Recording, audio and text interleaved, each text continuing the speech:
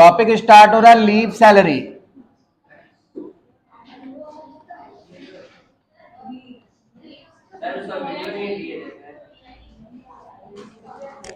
हो जाएगा leave salary, ये टॉपिक सीख लीजिए, ग्रेजुएटी का आ जाएगा, बता देंगे दूसरे क्लास में, वीडियो नहीं उसका क्लास ही करा देंगे ग्रेजुएटी का। देखो लीव सैलरी मतलब होता है हर एम्प्लॉय को उसका एम्प्लॉयर कुछ छुट्टी अलॉट करता है साल भर में। अगर आप उस छुट्टी में काम कर लिए तो वो छुट्टी आपके लिए क्रेडिट हो गया, बच गया। अब आप अपने पूरे जीवन काल में 25 साल काम करते हो, मान लीजिए 25 साल काम किए, 25 साल में आपने पूरा सिर्फ 6 ही छुट्टी एंजॉय किया है जो आपने लिया है और अपने यूज किए हैं, तो आपका कितना छुट्टी क्रेडिट और बच जाता है? 19 छुट्टी। कितना? तो अगर 25 छुट्टी में जितना छुट्टी आपका बच गया है, छुट्टी मतलब एक दिन दो दिन नहीं, 25 दिन का, 30 दिन का, 40 दिन का छुट्टी आपका कंपनी अलॉट करता है, जो हर साल जैसे हम लोग को स्कूल में मिलता है ना गर्मियों की छुट्टी, वैसे ही ऑफिस पीरियड में भी आपको 40 दिन या 25 दिन या 50 दिन ऐसा छुट्टी वो देता है। 50 दिन तो कोई देता नहीं है, लेकिन कुछ ऐसे प्रेस्टिजियस नौकरी होते हैं जिनमें आपको छुट्टी ज्यादा मिलता है। तो ये सब छुट्टियों को लेकर इस एक छुट्टी में मान लीजिए एक साल में कोई एम्प्लॉयर आपको 40 दिन का छुट्टी देता है। अब 40 दिन से ज्यादा छुट्टी आप करोगे तब आपका पैसा कटेगा, लेकिन 40 दिन का छुट्टी आपका अलॉट है। तो अगर 40 छुट्टी में आप 40 दिन में जो छुट्टी मिल रहा है तो एक 40 दिन को एक छुट्टी कहेंगे, क्योंकि हर साल आपको 40 दिन का एक छुट्टी मिलेगा। अगर आप पूरा काम 25 साल किए हो, कितना काम किए हो? 25 साल किए हो, और 25 साल में जितना छुट्टी आपने ले लिया है, जितना छुट्टी आपने ले लिया है उस छुट्टी को माइनस कर देंगे। तो वो छुट्टी मान लीजिए अब ये 40 दिन का छुट्टी है तो ये दिन को हटा दीजिए, टोटल छुट्टी कितना हो गया? 25 साल में कितना छुट्टी हो गया? 25 साल में 25 छुट्टी होगा। 40 दिन, 30 दिन, 25 दिन, 20 दिन का छुट्टी से कोई लेना देना नहीं है, इसको आप हटा दीजिए। एक छुट्टी मान लीजिए, 40 दिन का छुट्टी मतलब एक छुट्टी। तो अगर कोई आदमी 25 साल किसी फर्म में काम किया तो उसको कितने छुट्टी मिलेंगे? 25 छुट्टी। कितने छुट्टी मिलेंगे? 25 छुट्टी।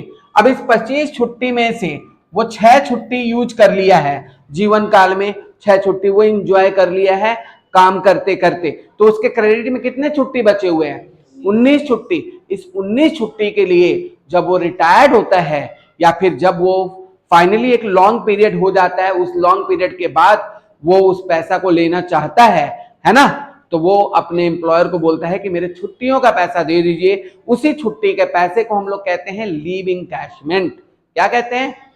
तो दूसरा टॉपिक इसका लीव सैलरी हम लोग सीखने जा रहे हैं, जिसके ऊपर 5 मार्क्स का या 10 मार्क्स का क्वेश्चन आता है मिला जुला कर। ठीक है, leave salary after retirement benefit में एक इंपॉर्टेंट चैप्टर है, एक इंपॉर्टेंट टॉपिक है लीव सैलरी।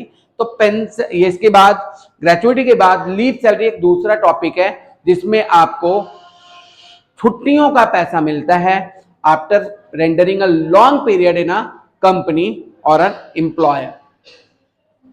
फोन थोड़ा बहुत ज्यादा बज रहा है, किसी का साइलेंट कर लो, किसी का भी हो साइलेंट कर लो। अब यहां देखो, लीव सैलरी का मतलब छुट्टियों का पैसा इकट्ठा होकर आपको मिलता है, जिसको लीव इनकैशमेंट कहते हैं। इसका भी रूल आप लोग लिखिएगा इसी तरह से, ड्यूरिंग सर्विस पीरियड, काम करते करते, लिखने के लिए बोला ना तुमको, बड़ा रिकॉर्डिंग दिखता है।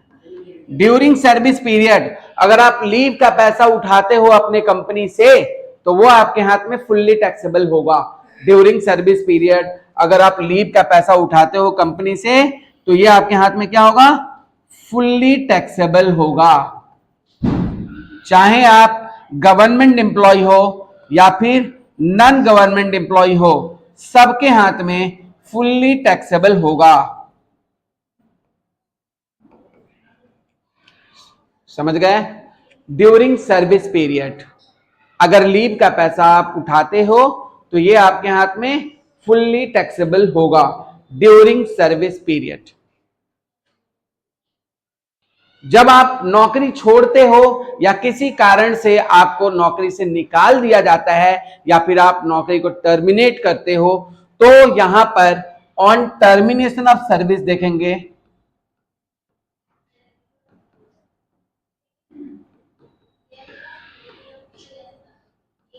जब आप काम छोड़ते हो तो आपका कैटेगरी देखा जाता है, क्या आप गवर्नमेंट एम्प्लॉय हो या अदर एम्प्लॉय हो। अगर आप गवर्नमेंट एम्प्लॉय हो तो आपको कोई टैक्स देने का जरूरत नहीं होता, पूरा का पूरा लीव इंकैशमेंट का पैसा फुल्ली एग्जेम्प्टेड हो जाता है। एग्जेम्प्टेड मतलब आपको टैक्स नहीं देना है, घर लेके जाइए बिना सरकार को दिए।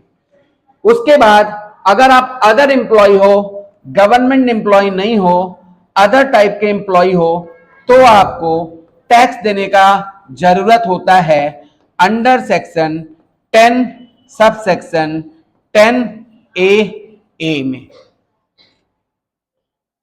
देख लिए यहां तक? ठीक है, अभी लिखिए कंप्यूटेशन ऑफ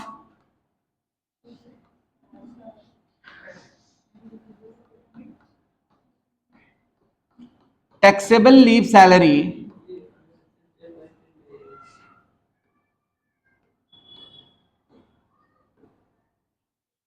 ऑफ मिस्टर ...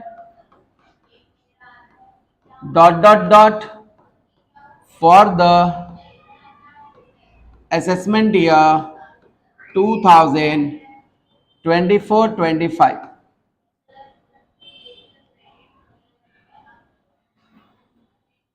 यही फॉर्मेट हर क्वेश्चन में रहेगा, पर्टिकुलर अमाउंट अमाउंट, यही क्वेश्चन हर क्वेश्चन में रहेगा, पर्टिकुलर अमाउंट अमाउंट। ठीक है, हर चैप्टर में पर्टिकुलर अमाउंट अमाउंट रहेगा। यहां पे पर्टिकुलर लिखिए,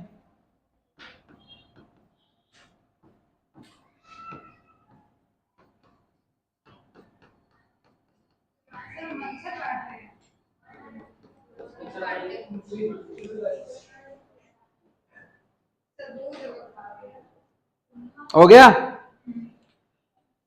सबसे पहले लीव सैलरी का जो भी पैसा मिलेगा यहां पे लिखना है लीव सैलरी रिसिप्ट।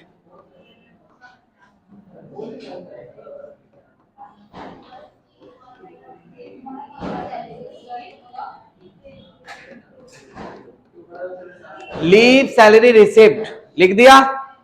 यहां पर लिखेंगे least of the following exempted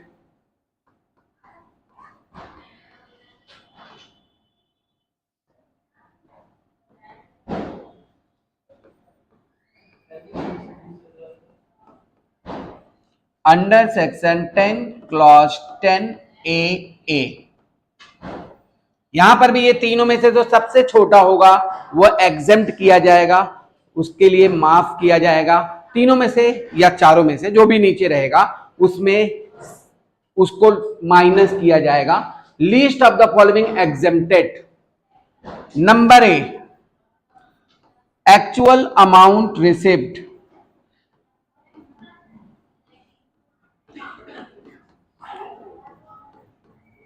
leave salary का जो भी पैसा मिला है यहां पर लिख देंगे। Number B, maximum exempted limit, ज्यादा से ज्यादा कितना माइनस हो सकता है, कितना, वो तो ग्रेचुइटी का था।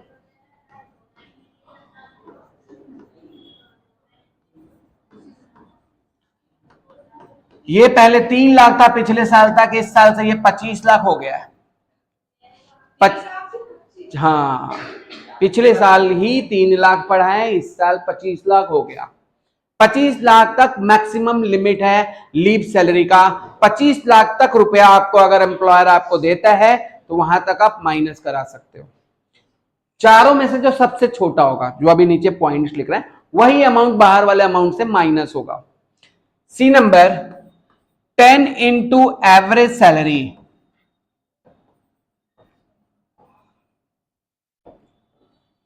और डी नंबर 1 ब्रैकेट में लिखेंगे completed year of service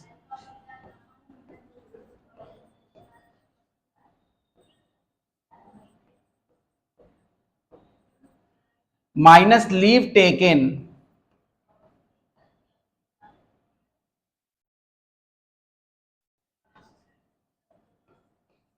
bracket close into average salary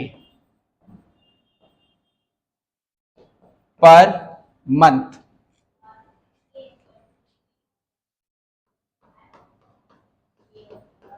और इस 4 पॉइंट में से जो सबसे छोटा पॉइंट होगा उसे बाहर ले जाएंगे। पॉइंट मतलब जो अमाउंट होगा उसे बाहर ले जाएंगे। इस रुपए में से इसको माइनस करके जो बच जाएगा वो होगा टैक्सेबल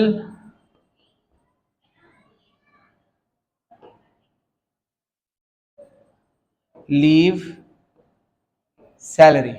इसी अमाउंट पर टैक्स लगेगा। हाँ, ये भी, ये सी वाले के साथ है एवरेज सैलरी, ये डी वाले के साथ है average salary. Completed year of service minus leave taken, जितना छुट्टी वो ले लिया, bracket close into average salary per month. लिख लिए। यहां पे लिखो हेयर सैलरी मीन्स, यहां पर सैलरी का मतलब क्या होता है? बेसिक सैलरी रहेगा ही, डीए के ऊपर स्टार प्लस कमीशन, यहां पर हैश। यहां पर बेसिक सैलरी, जो सैलरी उसको मिल रहा है at the time of retirement, वो बेसिक है। डीए के ऊपर स्टार इसलिए बनाया गया है क्योंकि डीए हर चीज नहीं ऐड हो जाएगा। क्वेश्चन में लिखा रहेगा it must be part of salary, salary का पार्ट होगा, ये must be part of retirement benefit, तभी हम लोग ऐड करेंगे। अगर नहीं लिखा है तो हम लोग मान लेंगे कि वो सैलरी का पार्ट है। लेकिन अगर क्वेश्चन में ये लिख दिया it is not a part of salary, तब हम लोग इसको इंक्लूड नहीं करेंगे। क्लियर है? और तीसरा चीज commission. Commission fix percentage on turnover ही होना चाहिए। टर्नओवर का ऊपर फिक्स परसेंटेज, जो टर्नओवर है मतलब सेल के ऊपर परसेंटेज, तो सेल के ऊपर परसेंटेज का मतलब जितना सेल हुआ उसका परसेंटेज आपको दे देना है। तो इस तरह से बेसिक, डीए और कमीशन, इन तीनों को टोटल कर देंगे तो आपका सैलरी होगा। डीए मतलब डियरनेस अलाउंसेस, कंपनी अपने महंगाई के लिए, स्टार मतलब must be part of salary. अचानक में आपको डीए दे दिया कि इस साल महंगाई बहुत है हम दे देते हैं आपको, तो वो सैलरी इंक्लूड नहीं किया जाएगा। सैलरी रिटायरमेंट बेनिफिट के पार्ट होने चाहिए। तीसरा नंबर इसमें देख लीजिए, यहां पर कंप्लीटेड ईयर ऑफ सर्विस, यहां पे देख लीजिए point number 2, while calculating completed year of service, जब आप कंप्लीटेड ईयर ऑफ सर्विस लिखोगे, सर्विस का कैलकुलेशन करोगे तो फ्रैक्शन को इग्नोर कर दोगे। फ्रैक्शंस विल इग्नोर्ड, फ्रैक्शन को क्या करेंगे? इग्नोर कर देंगे। जैसे 29 ईयर्स 7 मंथ हुआ तो भी हम लोग 29 ईयर्स ही लेंगे।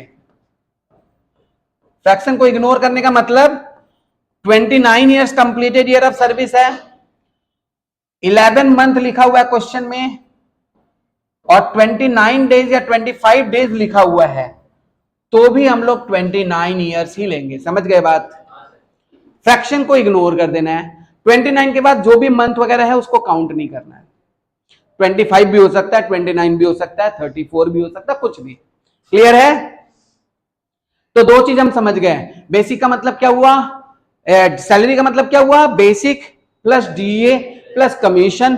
डीए पार्ट ऑफ सैलरी होना चाहिए, commission fix percentage on turnover होना चाहिए। और तीसरा नंबर चीज, average salary to be calculated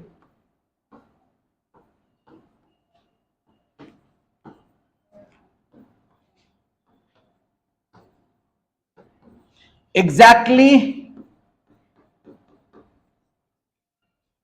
from the date of termination of service।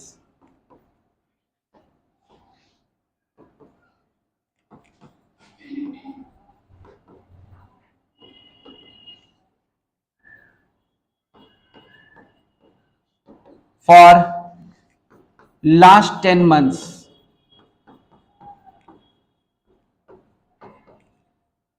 Exactly from the date of termination of service. जिस दिन काम छोड़ रहा है उस दिन तक का ही काउंट करना है, उस दिन तक का काउंट करना है।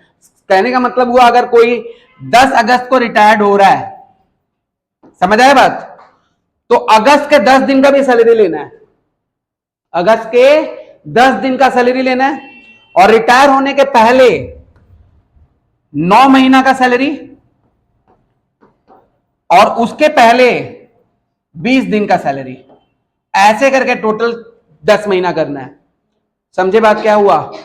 अगस्त में रिटायर्ड हुआ, अगस्त का 10 तारीख को रिटायर्ड हुआ, तो अगस्त का 10 दिन का सैलरी ले लिया, उसके पहले 9 महीना पूरा, 9 महीना कौन कौन सा, अगस्त के पहले जुलाई जून, ऐसे करके 9 महीना पूरा।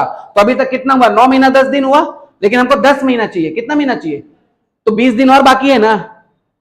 9 महीना 10 दिन में, 10 महीना में 9 महीना 10 दिन आप कैलकुलेट कर दिए हो, 10 महीना होने में कितना दिन और बाकी है? 20 दिन बाकी है, तो वो लास्ट वाले महीना का लेना है, 20 दिन का सैलरी। कहने का मतलब exactly from the date of termination लेना है। जैसे आप अगस्त में रिटायर्ड हुआ, तो अगस्त का 10 दिन का सैलरी ले लिए। अभी मान लीजिए हम इसी को आपको एग्जाम्पल के तौर पे दिखा रहे हैं। अगस्त है, कौन सा महीना में रिटायर्ड हुआ? 10 अगस्त को। तो अगस्त का 10 दिन का सैलरी ले लिए। मान लीजिए जिस दिन वो रिटायर्ड हुआ था उसका सैलरी जो था वो 15,000 था। कितना था? 15,000 पूरे अगस्त महीना का था। अगस्त महीना में कितने दिन? 31 दिन। कितने दिन? और आपको 10 दिन का सैलरी लेना है, तो इंटू 10 किए, ये अगस्त का 10 दिन का सैलरी हो गया। अगस्त के 10 दिन का सैलरी हो गया कितना? 4838। समझ गए बात को? अगस्त का 10 दिन का सैलरी लिए, तो अगस्त के पहले के 10 महीना का सैलरी आपको टोटल करना है। अगस्त के पहले क्या आता है? जुलाई। जुलाई में पूरा सैलरी उसका कितना था? 15,000। जुलाई के पहले क्या आता है? अब मान लीजिए अप्रैल में उसका इंक्रीमेंट था। इंक्रीमेंट मतलब सैलरी में इंक्रीमेंट होता है, हर साल अप्रैल में इंक्रीमेंट होता है। 1,000 का इंक्रीमेंट था। कितना था? तो यहां से लेकर यहां तक, अप्रैल से लेकर जुलाई तक कितना महीना हुआ एक बार काउंट कर लो। अप्रैल से लेकर जुलाई तक, अप्रैल मई जून जुलाई 4 महीना, अप्रैल मई जून जुलाई 4 महीना। तो 4 महीना उसका सैलरी कितना था? 15,000 इंटू 4। अभी कितना महीना हुआ? 4 महीना 10 दिन। कितना हुआ? 4 महीना। एक बार 10 को भूल जाओ। उसका इंक्रीमेंट अप्रैल में हुआ था। इंक्रीमेंट कब हुआ था? कितना का? 1,000 का इंक्रीमेंट हुआ था। जब वो रिटायर्ड हुआ तो उसका सैलरी 15,000 था। इसका मतलब अप्रैल के पहले उसका सैलरी 14,000 था। अप्रैल के पहले उसका सैलरी कितना था? अभी 4 महीना का ये काउंट करके आप समझ गए ना, 15,000 इंटू 4 हुआ, तो अप्रैल के पहले उसका सैलरी कितना था? अभी ये 4 महीना हो गया, तो हम लोग यहां कितना लेंगे? 15,000 इंटू 5, सॉरी 14,000 इंटू 5। कितना लेंगे? 14,000 इंटू 5। तो 14,000 इंटू 5 लेंगे तो कितना होगा? 70 होगा। 14,000 इंटू 5 क्यों लिए? क्योंकि हमको एग्जैक्टली 10 महीना लेना है। कितना लेना है? तो अभी देखो 5 महीना इधर हो गया, 4 महीना इधर हो गया, 10 दिन इधर हो गया। अभी 10 महीना होने में कितना दिन और बाकी है? तो 20 दिन हम किसका लेंगे? 14,000 बाई 30 इंटू 20। एक महीना नॉर्मल 30 दिन का होता है ना, तो हम लोग लास्ट वाला जो किए वो कितना किए? 14,000 बाई 30 इंटू 20 कर दिए, क्योंकि हम 10 दिन पहले ले लिए थे। तो लास्ट वाले महीने का कितना लेंगे हम लोग? 20 दिन लेंगे। तो 14,000 बाई 30 इंटू 20 कितना हुआ? 9,333। अभी देखो यहां पर कितना हुआ था, इसको 4 पार्ट में कर दिए हम। यहां पे कितना हुआ था? 60,000। यहां कितना हुआ था? 70,000। यहां कितना हुआ था? अब टोटल सैलरी उसका काउंट कर लो। पहला सैलरी, दूसरा सैलरी, तीसरा सैलरी, चौथा सैलरी, पूरा महीना मिलाकर कितना हुआ? 10 महीना का उसका सैलरी हुआ। Exactly from the date of termination of service, जिस दिन वो काम छोड़ता है उस दिन से काउंट हो जाएगा। वो कोई भी मंथ का आप ले सकते हो, अगस्त सितंबर, लेकिन एवरेज आप 22-30 करो या 31 करो, कोई दिक्कत नहीं है।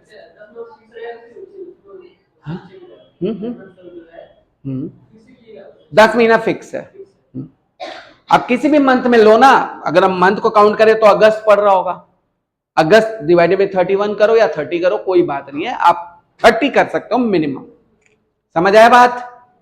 तो इस तरह से हम लोग सैलरी कैलकुलेट करेंगे, बेसिक का, डीए का, ऐसे। क्वेश्चन समझ में आ गया? लिखिए, mister old man,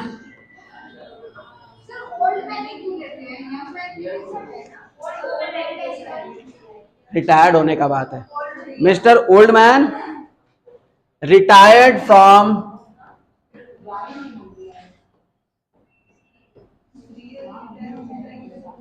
young India private limited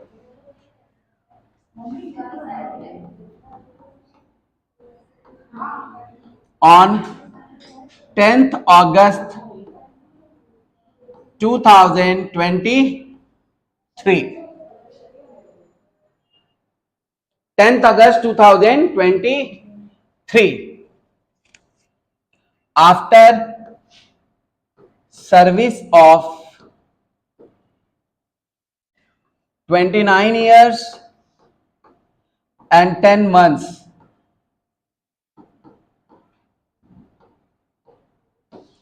he received a leave salary of rupees 10,50,000 for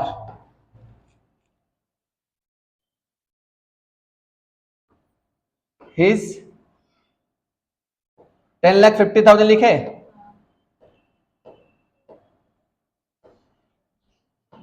he was allotted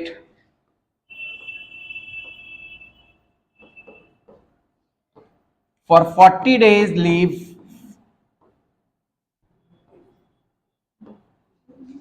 each year, 40 दिन का लीव उसको हर साल मिलता था। He availed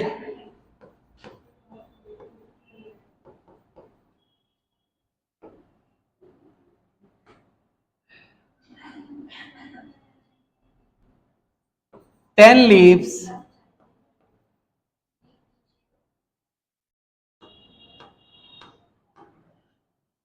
ten months leave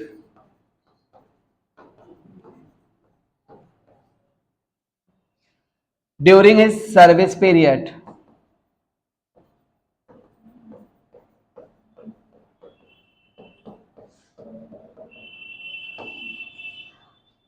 At the time of retirement,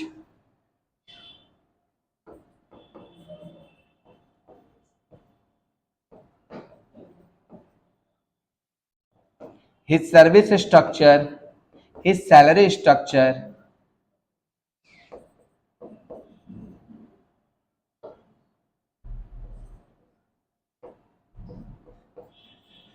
was as follows.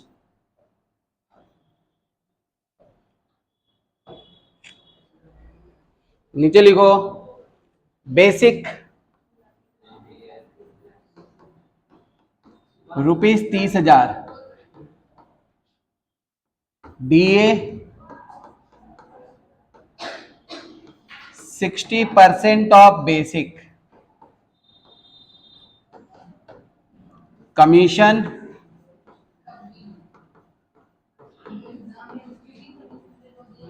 on turnover at the rate of 10% per annum, which was affected by employee during last 12 months.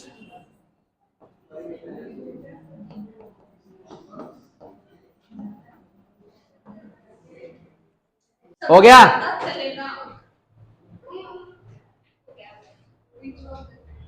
हो गया? Solution देखते हैं। ऊपर लिखो computation of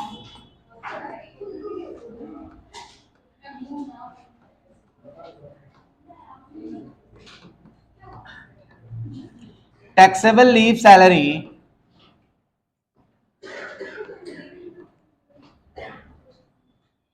of mister old man retired from young old man लिखो, retired का जरूरत नहीं। For the assessment year 2024-25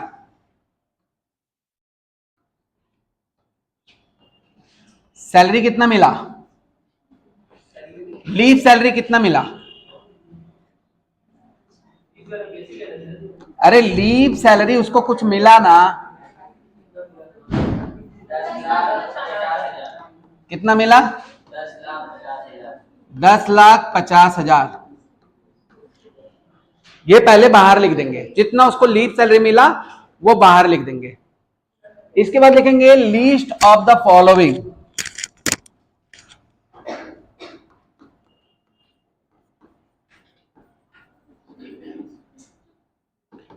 exempted under section 10 subsection 10AA।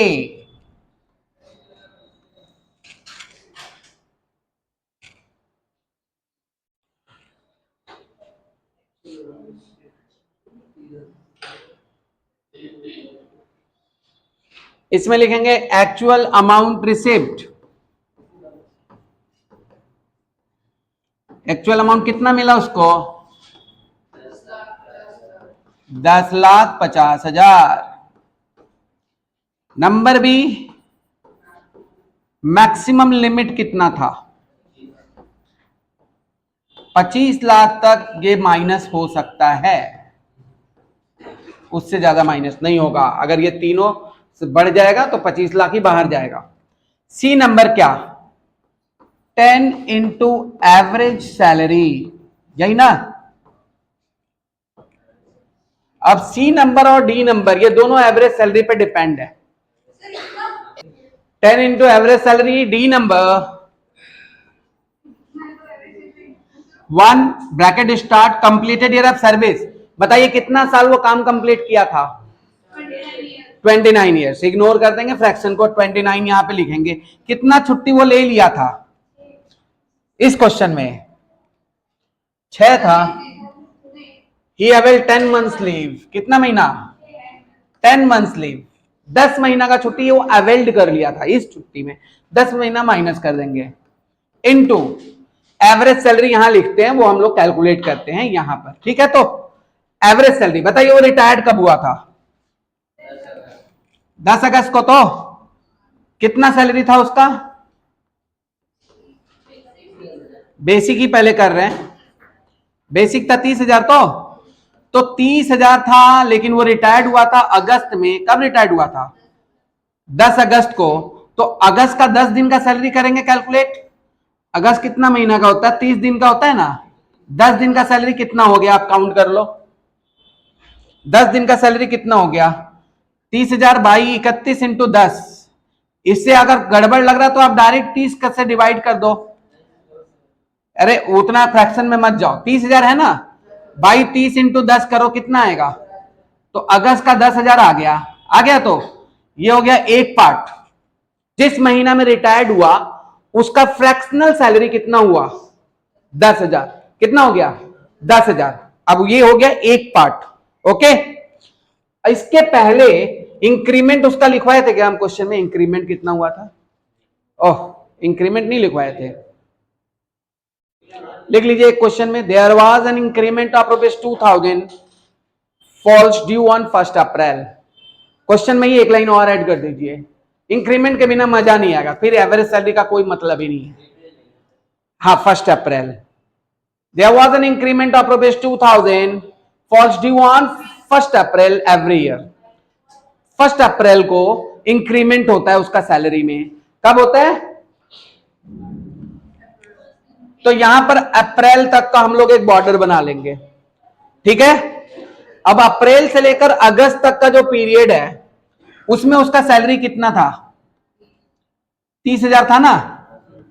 अप्रैल से लेकर अगस्त तक, अगस्त का तो हम लोग काउंट कर चुके हैं, अप्रैल मई जून जुलाई, कितना महीना हुआ? तो 4 महीना 30,000 उसको करके मिलेगा। 30,000 इंटू 4 कितना हुआ? 1,00,000। अभी तक हम लोग काउंट किए हैं 4 महीना 10 दिन का सैलरी, 4 महीना अभी भी बाकी है। अब इसके पहले जो ये अप्रैल था ना, अप्रैल के पहले उसका सैलरी जो था वो 2,000 कम था, क्योंकि 2,000 का इंक्रीमेंट हुआ 1 अप्रैल को, तो 2,000 कम था। 2,000 का इंक्रीमेंट बोले ना, 2,000 कम था, तो अप्रैल के पहले उसका सैलरी 28,000 होगा। कितना महीना का? 28,000 इंटू 5 करेंगे, कितना आ गया? 1,40,000। यहां पे लिख देंगे 1,40,000। हो गया एक पार्ट। 10 दिन का यहां पे हुआ, 4 महीना इधर का हुआ इंक्रीमेंट के बाद का, 5 महीना हुआ इंक्रीमेंट के पहले का। अब कितना दिन बाकी है? देखो 5 महीना हो गया, 4 महीना हो गया, 9 महीना 10 दिन हो गया। कितना महीना बाकी है? 20 दिन। कितना दिन बाकी है? 20 दिन। तो 20 दिन हम किसका सैलरी लेगा? उसका 28,000 जो सैलरी था, 28,000 डिवाइडेड बाई 30 करेंगे और इंटू 20 करेंगे। कितना आया कैलकुलेशन करके? 18,667। ठीक है। तो ये बेसिक टोटल जोड़ दीजिए, यहां से लेकर 10,000 से लेकर 1,20,000, ये 18,667 है ना। 18,667, 1,20,000, 10,000, ये सब जोड़ दो। 10,000, 1,20,000, 1,40,000 और 18,667 सब जोड़कर कितना आया? 288,667। ये बेसिक समझ आया? ये बेसिक हो गया। डीए क्या बोला है? 50% ऑफ बेसिक बोला है ना, 60%। तो 288,667 तो इसी दौरान का वेजेज है ना। इसका 60% कितना हुआ बोलो? कितना? 200। 200 हो गया। इसके बाद कमीशन क्या बोला है? बोलो बोलो, कमीशन क्या बोला है? टर्नओवर कितना इफेक्ट किया था वो लास्ट 12 मंथ्स में? 10 लाख। 10 लाख किया था ना। 10 लाख कितना महीना में किया था वो? 10 लाख का 10% उसको कमीशन जा रहा है। 10 लाख का 10% उसको कमीशन जा रहा है, लेकिन ये 12 महीना का है। कितना महीना का है? क्योंकि कमीशन पर एनम था और ये सेल भी 12 महीना का है। हमको कितना महीना चाहिए? 10। तो इंटू 10/12 कर दीजिए। 12 लाख सैलरी, सेल्स कितना दिया है? 12 लाख है क्या? तो 12 लाख लिखिए ना, हमको तो तुम 10 लाख बताइए। सेल्स कितना दिया है? 12 लाख है ना। तो 12 लाख का 10% इंटू 10/12 कितना आया? 1,00,000।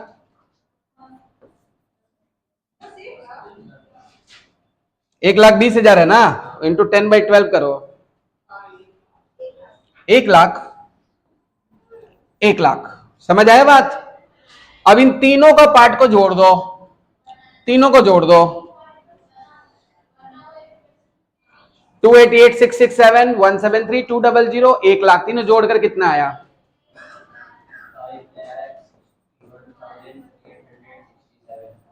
ये तो टोटल हो गया ना। अपने को क्या चाहिए? एवरेज चाहिए। एवरेज कैसे निकालेंगे?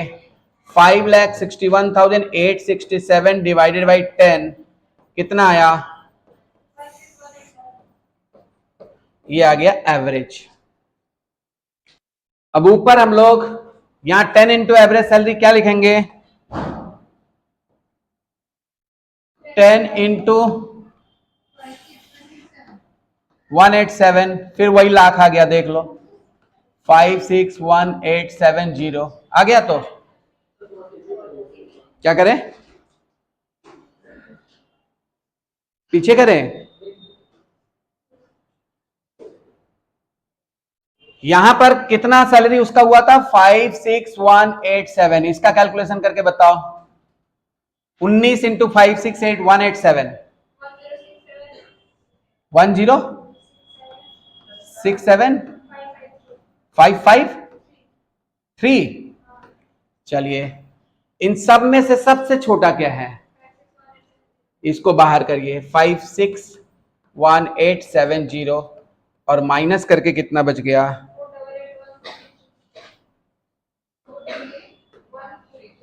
488,133।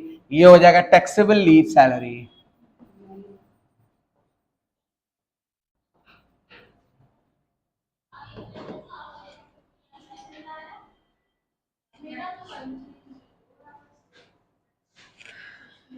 तुम्हारा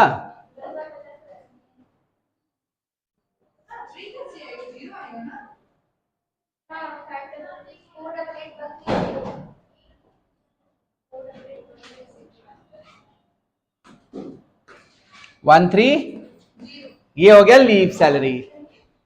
समझ आया?